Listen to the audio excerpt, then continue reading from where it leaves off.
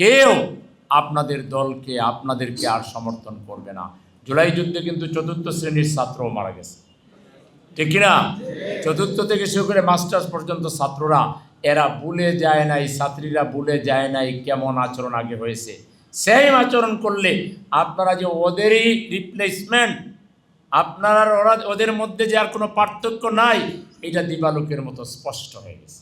আপনারা যেভাবে চলছেন, ওনাকে বলে 2 বছরও টিকবে না, কেউ বলে 1 বছরও টিকবে না। আমরা দেশের ভালো চাই, আমরা আপনাদের সাথে কোনো ঝগড়া চাই না। আল্লাহর ওয়াস্তে আপনারা শিক্ষাঙ্গনগুলোকে শান্ত রাখুন।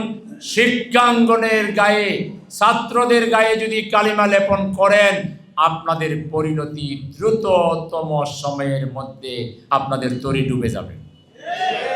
আপনারা একটা ভাসমান তরির মধ্যে আছে, হেলাধুলা করতেছে।